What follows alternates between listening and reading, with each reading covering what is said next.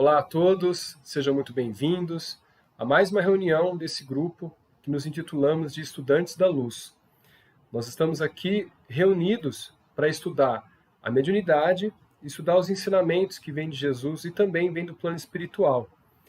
Esse grupo estuda semanalmente, neste capítulo que nós estamos, do livro Ação e Reação, psicografado por Chico Xavier, ditado por André Luiz.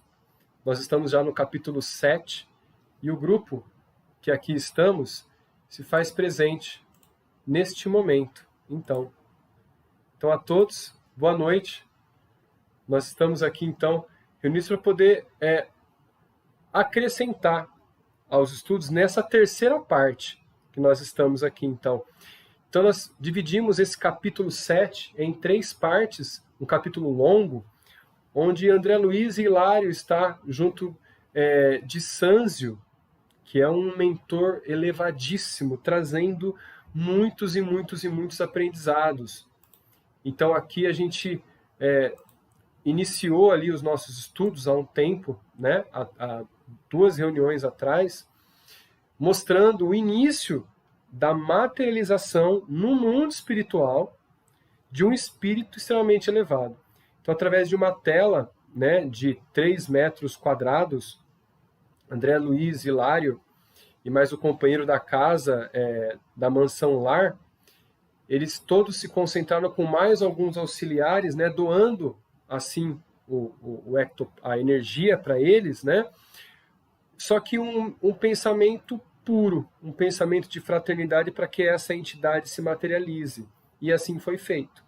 Então, a partir daí, logo no segundo encontro, nós tivemos já muitos e muitos aprendizados, muitos ensinamentos trazidos por Sânzio, e que agora a gente retoma algumas partes aqui e dá continuidade ao nosso estudo, tá? Quem perdeu as 2 partes anteriores, corre lá, lá no YouTube, no canal Flaubert Menezes, que é específico para o estudo espiritual, e ali tem uma pasta específica para este estudo de livro e outros estudos mais que nós temos também, tá bom? Então vamos retomar aqui, no caso, o nosso PDF, vamos compartilhar a tela com todos aqui. Vamos dar uma olhadinha aqui, compartilhando. Então aqui a gente chega, né, ao nosso livro em PDF. E ele começa, a gente faz um pequeno resuminho, né? Da seguinte forma: não teremos nesse postulado, pergunta Hilário, né, a consagração do determinismo de ordem absoluta, se trazemos hoje no campo mental tudo aquilo que nos sucederá amanhã? E aí Sânzio, contudo, esclareceu complacente. A gente está revendo essa pequena parte, tá? Que nós já fizemos de estudo na outra semana, então a gente está retomando para a gente poder relembrar as explicações do finalzinho. Inclusive desse finalzinho que na semana passada ficou um pouquinho ruim, né? A transmissão, tudo mais ali, o som. Dito que nessa reunião a gente já conseguimos eliminar esses problemas, tá bom? O pessoal do estudo aqui não está vendo a minha câmera, tá? Porque ela está ligada no aplicativo de gravação, tá bom? Então não assustem aí a falta da imagem para vocês. O pessoal de casa lá já está vendo a imagem, tá bom? E o Sânzio explica: sim, nas esferas primárias da evolução, o determinismo pode ser considerado irresistível. E o mineral, obedecendo às leis invariáveis de coesão, ou seja, de ligação, e o vegetal respondendo fiel aos princípios ergonogênicos, ou seja, orgânicos da genética, mas na consciência humana, a razão e a vontade, o conhecimento e o discernimento entram em função nas forças do destino, conferindo ao espírito as responsabilidades naturais que deve possuir sobre si mesmo.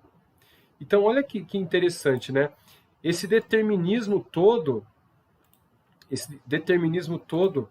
ele vem principalmente nas partes inferiores, né, nas evoluções inferiores, lá do mineral, né, lá do vegetal. Então vai respondendo às necessidades de evolução que o organismo vai ter. Ou seja, ele acaba só seguindo a sua função, independente do que vai acontecer com ele, mas a necessidade de adquirir alguns reflexos. Como, por exemplo, o reflexo da circulação que o vegetal tem, que foi comentado, né? Que é o xilema e o floema, que são vasos condutores da planta. O estímulo da respiração celular, no caso, né? O estímulo da reprodução, que através das flores, a atração dos polinizadores, até mesmo nos vegetais inferiores, onde você tem a polinização através do vento, ou através das chuvas, que vão levar os esporos para outras partes da planta, que nem flores ainda elas tinham, né? As plantas primitivas. E no animal, tendo toda a base da inteligência agora sendo, a princípio, estimulada, e que agora responde aos reflexos muito superiores. E nós aqui, na fase hominal, nós temos a inteligência como ponto de partida para poder dominar esses instintos, né? Para dominar. Então, olha o que o Sanzio responde, né? Forças do destino,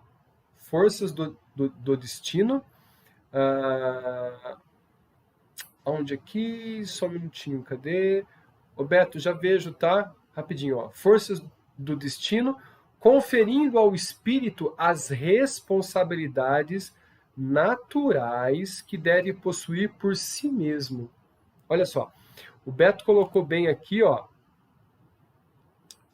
É como quando somos crianças, até certo ponto, somos conduzidos pelos nossos pais. Exatamente. Eu acho que o Beto aí tendo aí um enteado, eu acho que ele tem a sensação que nem sempre responde, né? Nem sempre responde aos nossos comandos, né? Já com uma idade um pouquinho maiorzinha, de 6, 7 anos, a minha filha com 4, quase 5 anos já, é de assustar algumas coisas que ela fala por personalidade, né? Então as crianças de hoje em dia estão muito mais evoluídas, mas é isso aí mesmo, Beto. Então a gente conduz a criança até uma certa fase onde já começa a despertar a personalidade, né, e o consentimento, para que ela possa, com intenção, fazer algumas coisas. Mas é isso mesmo, tá?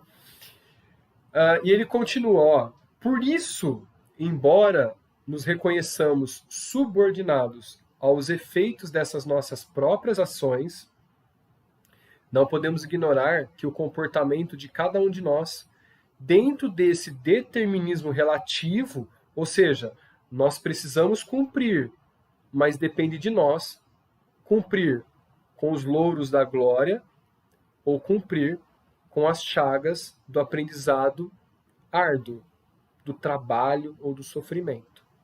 Olha só, né? Decorrente de nossa própria conduta, que pode significar liberação abreviada ou cativeiro maior, que eu acabei de comentar, né? Agravo ou melhoria em nossa condição de almas endividadas perante a lei. É bem forte, né? Então, a partir daqui a gente já passa já para o nosso estudo novo, né, desta semana. Então, olha só. E aí continua, né? Mas ainda mesmo nas piores posições expiatórias, ou seja, André Luiz inquiriu Sanzio, goza a consciência dos direitos inerentes ao livre-arbítrio? Olha que pergunta interessante. Será que a consciência ela tem esse livre-arbítrio total? E aí Sanzio responde, como não? Falou o ministro generoso. Imaginemos um delinquente monstruoso, segregado na penitenciária. Olha só. Acusado de vários crimes, permanece privado de toda e qualquer liberdade na enxovia comum. Ainda assim, na hipótese de aproveitar o tempo no cárcere para servir espontaneamente à ordem e ao bem-estar das autoridades e dos companheiros, acatando com humildade e respeito as disposições da lei que o corrige. Atitude essa que resulta de seu livre-arbítrio para ajudar ou desajudar a si mesmo.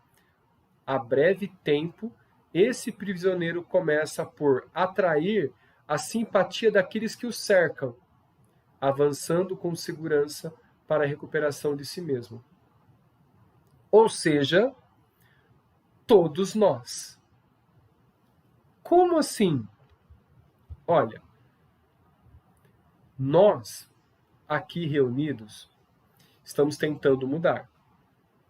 Estamos tentando entender os nossos sofrimentos, as nossas imperfeições, o nosso dever por livre-arbítrio, tá? O que nos foi proposto na espiritualidade como objetivo reencarnatório está sendo lembrado constantemente por nós. E acredito que, durante a pandemia, esses objetivos foram relembrados por todos. Todos. E houve um exame de consciência. Muitos ficaram ansiosos. Por quê? Foram lembrados de um futuro maravilhoso, que ainda não chegou, só que também foram lembrados do trabalho que tem que ser feito, do reajuste próprio. E aí, alguns não conseguiram suportar. E aí vem a ansiedade, aí vem medicamento, vem um monte de coisa, aí, e começa o desespero. Outros levados à depressão, presos, muitas vezes, numa consciência antiga, onde era de um patamar superior aos olhos humanos, de uma autarquia maior, né? De uma importância econômica maior, e que hoje não apresenta. Então, muitos do que a gente observa, principalmente assim dentro de uma sala de aula, né? Eu como professor vejo alguns estudantes em depressão, mas com uma condição de vida muito boa, né? Uma família estruturada, né? Então, assim, por que sofre com a depressão? Por que tem a ansiedade? Então a gente imagina assim, né? Será que é algo de aqui e agora? Não. É algo da espiritualidade que vem trazer alguma necessidade de um futuro próximo. E que muitas vezes o espírito, né, se endurece na reforma íntima. Por esse fato, por esse motivo, a bandeira maior do espiritismo, aquele que se reconhece realmente espírita, é aquele que tenta dominar os seus instintos e muda as suas condições evolutivas. Ou seja, se reconhece como imperfeito e trabalha para que todos os seus as suas quedas morais não aconteçam e venha o aprendizado. Então, este é o verdadeiro espírita, né? Como foi comentado na reunião passada, Emmanuel escreve numa carta aos médiuns, espíritas, aqueles que se vence é o maior de todos os generais. E até ele comenta, né, exímio na estratégia etno-militar, ou seja, extremamente árduo na estratégia. Então, se a gente bola estratégias para se vencer, mas precisa conhecer as nossas imperfeições, as nossas quedas. E essa estratégia quando começar a despertar um algo, ocorre uma mudança de patamar, mudança de pensamento, mudança de plano, mudança de ação, para que o finalmente da queda não ocorra, para se evitar a queda moral que a gente sempre veio tendo, né, de vidas passadas para cá, tá? Alguém quer comentar alguma coisa, pessoal? Eu falo muito, que vocês querem acrescentar, fiquem à vontade. Não? Então tá ótimo. Vamos lá então, vamos continuar. O raciocínio era claro, mas não desejando perder o fio da ligação simples e preciosa, indaguei, André Luiz. Venerável benfeitor, para nossa edificação, poderemos recolher mais amplas anotações sobre a melhor maneira de colaborar com a lei divina em nosso próprio favor? Dispomos de algum meio para escapar à justiça? É uma pergunta extremamente inteligente, né? De tentar entender as leis divinas e se alguém consegue se livrar dessa lei divina. Olha só, eu acho que na minha humilde entendimento, aquele que nos criou, tão superior, eu acho que através de suas leis que foram criadas, não sei, acredito eu que não há escapatória. A pessoa só se engana, né, de que está enganando a divindade, como por exemplo, vamos colocar ali, né, os dragões, os magos negros, principalmente os magos negros, eles conhecem tão bem a reencarnação que eles conseguem burlar a reencarnação. Mas de tanto burlar a reencarnação, eles acabam perdendo energia e forma. Olha que interessante. Então, para não passar pelas provas ou ser, assim, conduzidos à regeneração, eles burlam a reencarnação. E aí são atraídos para mundos mais primitivos, como muitos já foram levados em exílio, né? É o famoso choro e ranger de dentes. Como fala? O ministério lá da regeneração, né? E a gente entra em contato com os mentores superiores e a gente começa a elaborar a nossa reencarnação. E eles começam a ouvir e começam também a orientar. Olha, se você conseguir este ponto, você eleva um pouco mais aqui, eleva um pouco mais ali. Mas tem coisas que acredito que todos nós tenhamos uma resistência muito maior. Muito maior. E que isso vai sendo deixado um pouco de lado. Eu acho que pode ser que não seja tão nítido para a gente agora, mas se a gente fizer uma reflexão, qual é o nosso maior medo mesmo, o nosso maior medo, o nosso maior pavor que pode acontecer de você receber ou perceber esse medo agora? Então pode ser que esse maior medo nós não estejamos preparados nessa vida para enfrentar esse objetivo evolutivo. Por exemplo, a perda de um filho, a perda de um companheiro, a perda de um pai e uma mãe precocemente, entende?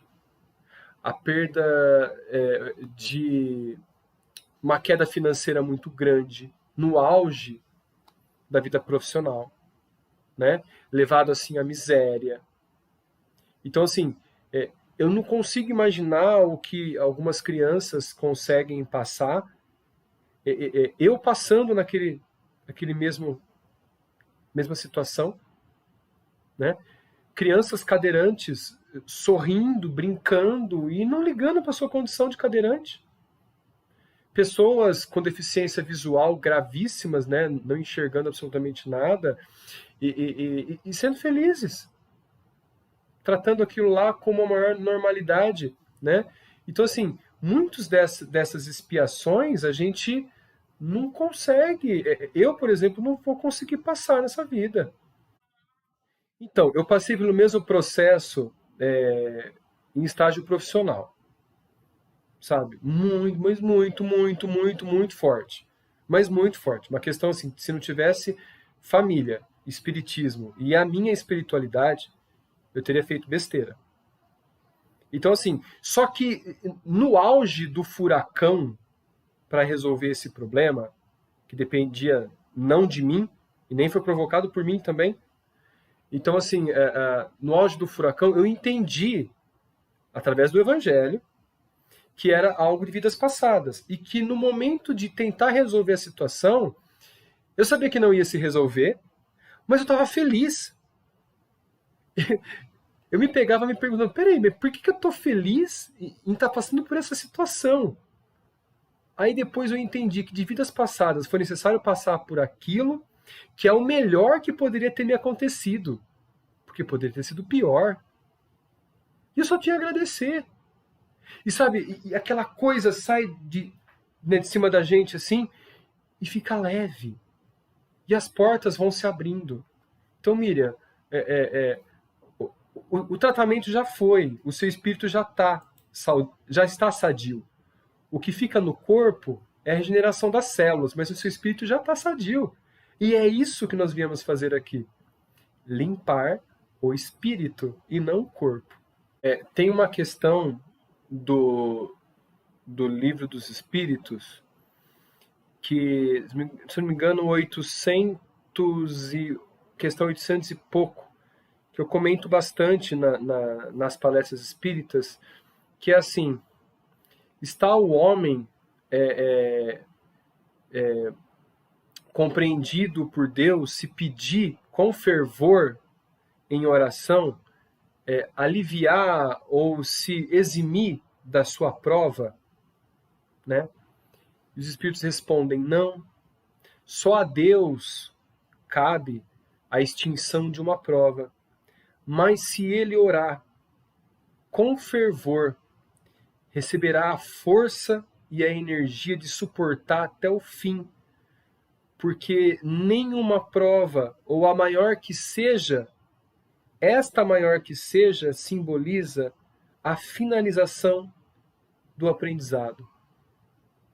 Então a gente pega assim, desde a nossa infância, né?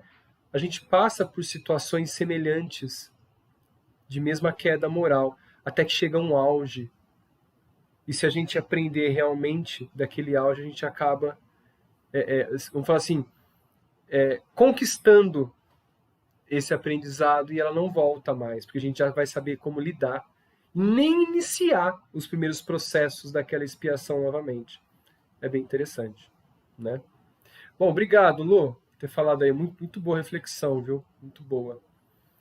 Bom, então, olha que grandes, vamos falar assim, que grandes reflexões nós estamos tendo e contribuições assim que são maravilhosas de todos os lados, né? A Miriam fez a primeira contribuição aqui do grupo, foi muito bom mesmo, muito bom. E aí Sanzio sorriu e observou: da justiça ninguém fugirá. Mesmo porque a nossa consciência, em acordando para a santidade da vida, aspira a resgatar dignamente todos os débitos de que se onerou perante a bondade de Deus. Entretanto, o amor infinito do Pai Celeste brilha em todos os processos de reajuste.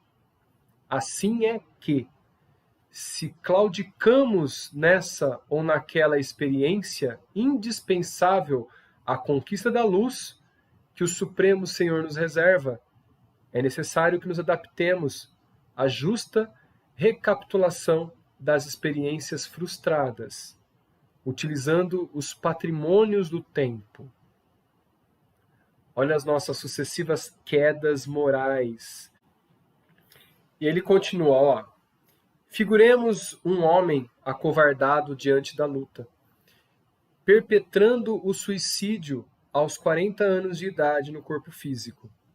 Esse homem penetra no mundo espiritual sofrendo as consequências imediatas do gesto infeliz, gastando tempo mais ou menos longo, segundo as atenuantes e agravantes de sua deserção, para recompor as células do veículo perispirítico, e ao longo que, oportuno, quando torna a merecer o prêmio de um corpo carnal na esfera humana, dentre as provas que repetirá naturalmente, se inclui a extrema tentação ao suicídio na idade precisa em que abandonou a posição de trabalho que lhe cabia, porque as imagens destrutivas que arquivou em sua mente se desdobrarão diante dele, através do fenômeno a que podemos chamar circunstâncias reflexas, dando aso a recônditos desequilíbrios emocionais que o colocarão, logicamente, em contato com forças desequilibradas, que se lhe ajustam ao temporário do modo de ser. Olha só o que a Luciane comentou aqui, né? E que vai voltar como uma tentativa dessa reminiscência, dessa lembrança, para cometer o mesmo ato. Agora imagine um suicida que diversas vidas cometeu, não conseguiu suportar. Ele vem cometendo um suicídio. Então, como foi, eu vi num livro, se eu não me engano, eu acho que foi Memórias de um Suicida. Tinha um espírito que cometeu tantos suicídios na mesma época, que até mesmo assim, a deficiência física dele, ele cometeu suicídio. Então, ele reencarnou sem braços, sem pernas, para que não pudesse ter em nenhum momento como se suicidar. Olha que interessante. Olha só. Como são assim, ó, as estratégias para beneficência do espírito. Então, se ele passa por essa prova, naquele momento que ele se suicidaria nessa nova vida, sem os membros superiores e inferiores ali, se ele resiste, é um novo alívio para a próxima vida. Ele vai conseguir, talvez, passar com mais serenidade o momento do suicídio das outras vidas. Se o homem não houvesse amealhado recursos educativos e renovadores em si mesmo pela prática da fraternidade e do estudo, de modo a superar a crise inevitável, muito dificilmente escapará ao suicídio. De novo, porque as tentações, não obstante reforçadas por fora de nós, começam em nós e alimentam-se de nós mesmos. Olha que forte. Então, as nossas próprias tentações são por nós criadas e se alimentam de nossas fraquezas e dificuldades mesmo. E ela vem crescendo, né? O esclarecimento era valioso e, por essa razão, interroguei com curiosidade respeitosa do aluno interessado em aprender. André Luiz, né? E como pode a criatura habitar-se devidamente para resgatar o preço da sua libertação? Sanzio não se fez por surpreendido e replicou de pronto. Como qualquer devedor que de fato se empenhe na solução dos seus compromissos, de certo que o homem sumamente endividado precisa aceitar restrições no seu conforto para sanar seus débitos com as suas próprias economias. Eu acho que eu chamo essa economia de paz. Porque se a gente está no nosso conforto, nós estamos em paz. Se a gente tira o nosso conforto, repara como a gente fica extremamente, vamos falar assim, incomodados. Em razão disso, não pode viver à farta, mas sim com obstinência e suor, de modo a libertar-se tão depressa quanto possível. O grande orientador fez uma pausa de momento, como para refletir, e continuou. Voltemos ao símbolo da planta. Imaginemos que uma semente de laranjeira caiu em um terreno pobre e seco. Segundo as leis que regem atividades agrícolas, germinará ela sob o constrangentes obstáculos, transformando-se num arbusto mirrado, com lamentável produção no tempo devido. Mas, se o lavrador lhe acolhe as necessidades à exigência, desde o início da luta, oferecendo-lhe adubo, água e defesa, tanto quanto ajudando com a poda salutar no momento oportuno, a laranjeira atenderá brilhantemente ao próprio destino. Semelhantes cuidados, no entanto, devem ser postos em ação na hora justa, isto é, quando na terra a alma, e tanto quanto possível, deve começar essa restauração nos melhores tempos da jornada física. São os nossos auxílios constantes da espiritualidade, né? Hilário, que acompanhava a exposição fascinado, quanto eu mesmo, pela lógica daquelas palavras sábias e simples, interrogou: e quando a criatura não pode contar na infância ou na mocidade com preceptores afeiçoados ao bem, capazes de funcionar como lavradores diligentes junto daqueles que recomeçam a luta humana?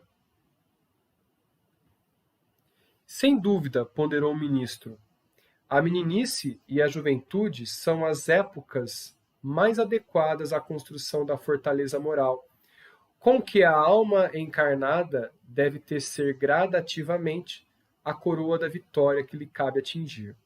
Entretanto, é imperioso entender que no espírito consciente, a vontade simboliza o lavrador a que nos reportamos, e o adubo, a irrigação e a poda constituem o serviço incessante a que deve consagrar-se a nossa vontade, na recomposição de nossos próprios destinos. Em vista disso, todo minuto da vida é importante para renovar e redimir, aprimorar e purificar. Compreendamos que a tempestade, como símbolo de crise, surgirá para todos, em determinado momento. Contudo, quem puder dispor de certo abrigo, superar-lhe-á os perigos com desassombro e valor. Aonde nós temos abrigo dentro da tempestade da vida? A oração, a bússola do Evangelho, a nossa fé. Se tiverdes fé, no tamanho de um grão de mostarda, falará para este monte, vai daqui para acolá, e ele assim o faz. O monte que Jesus se refere são os nossos desafios evolutivos, os nossos problemas.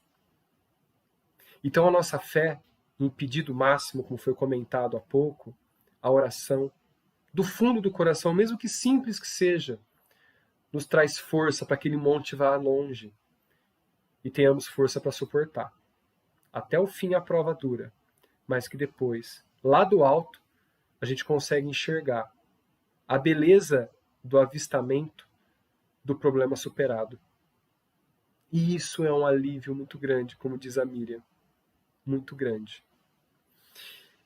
E continua, a explicação avança-nos à mente, qual réstia de sol penetrando num cubículo escuro. Meu colega, no entanto, voltou a considerar. Ação por ação, temos igualmente muito trabalho, depois da morte do corpo denso. Assim como perpetramos faltas na carne para sofrer-lhes, muitas vezes as consequências aqui é natural que nossas ações deploráveis venhamos padecer na carne. Olha que interessante, será que só na carne a gente vai padecer? Perfeitamente, confirmou Sanzio bondoso. Nossas manifestações contrárias à lei divina, que é invariavelmente o bem de todos, são corrigidas em qualquer parte. Há, por isso, expiações no céu e na terra. Muitos desencarnados que se enleiam em desregramentos passionais até as raias do crime, mormente nos processos de obsessão, não obstante, advertidos pela própria consciência e pelos avisos respeitáveis de instrutores benevolentes, criam para si mesmo pesadas e aflitivas contas com a vida, cujo resgate lhes reclama luta e sacrifício em longo tempo. Aliás, com alusão ao assunto, é justo lembrar que o nosso esforço em autorreajustamento na vida espiritual, antes da reencarnação, na maioria das circunstâncias, ameniza-nos a posição, garantindo-nos uma infância e a juventude repletas de esperança e tranquilidade. Para as recapitulações e se efetuarem na madureza, exceção feita naturalmente aos problemas de dura e imediata expiação, nos quais a alma é compelida a tolerar rijos padecimentos, muitas vezes desde o ventre materno, tanto quanto os desenganos e os achaques, as humilhações e as dores da velhice ou da longa enfermidade antes do túmulo. Essas dores, angústias e sofrimentos, vários nos suavizam a ficha de espíritos devedores, permitindo-nos abençoada trégua nos primeiros tempos da esfera espiritual, logo após a peregrinação pelo campo físico. A maioria das pessoas encarnadas no mundo, ao atingirem a idade provecta, habitualmente se confiam, nas últimas fases da existência, à ponderação e meditação, à serenidade e à doçura. Isso é verdade. Isso eu acompanhei meu pai de perto nessa situação. Exatamente. As mentes infantis, ainda mesmo na senectude das forças genuinamente materiais, constituíam levianas e irresponsáveis, mas os corações amadurecidos no conhecimento se valem, por intuição natural, na velhice ou na dor, para raciocinar com mais segurança, seja consagrando-se na fé nos templos religiosos, como a quem assegurassem a si próprios mais amplo equilíbrio íntimo, seja devotando-se à caridade, com que esbatem na memória as recordações menos desejáveis, preparando assim, com louvável acerto e admirável sabedoria, a interrogável passagem para a vida maior. Conclui pelo olhar druso que a nossa entrevista estava prestes a encerrar-se, e por isso aventurei ainda mais uma indagação. Vai André Luiz raciocinar, né, no corpo e no espírito, né? Ministro amigo, compreendendo que há dívidas que, por sua natureza e extensão, exigem de nós várias existências ou romagens na carne terrestre para o respectivo resgate, como apreciá-las do ponto de vista da memória? Olha só, sinto, por exemplo, que tenho na retaguarda imensos débitos para ressarcir, dos quais não me lembro agora. A gente retoma agora a Miriam, retoma também a todos nós também, né? E ele assim responde, né? Sim, sim, explicou ele o ministro. A questão é de tempo. À medida que nos demoramos aqui na organização perispirítica, no fiel cumprimento de nossas obrigações para com a lei, mais se nos dilata o poder mnemônico. Avançando em lucidez, abarcamos mais amplos domínios da memória. Assim é que depois de largos anos em serviço nas zonas espirituais da Terra, entramos espontaneamente na faixa de recordações menos felizes, identificando novas extensões de nosso karma ou de nossa conta, e embora sejamos reconhecidos a benevolência dos instrutores e amigos que nos perdoam ao passado menos digno, jamais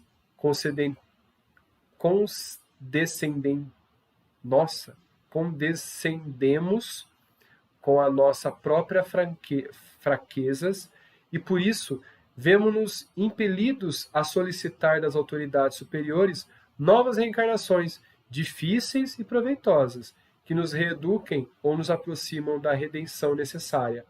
Compreenderam? Olha só. Assim, havíamos entendido.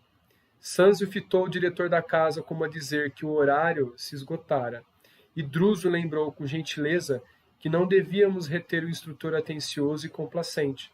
Agradecemos com humildade as lições recebidas, enquanto o ministro voltava à câmara brilhante, onde a neblina móvel passou de novo a adensar-se, apagando-lhe a figura venerável aos nossos olhos. em breves minutos, o ambiente retomou os característicos que lhes eram habituais e a palavra comovedora de Druso, em prece, encerrou inolvidável reunião. Maravilhoso o entendimento que a gente teve aqui de todas as respostas de Sanzio, né? E que, olha, que deram 3 reuniões e quase não dá, a terceira ia para a quarta.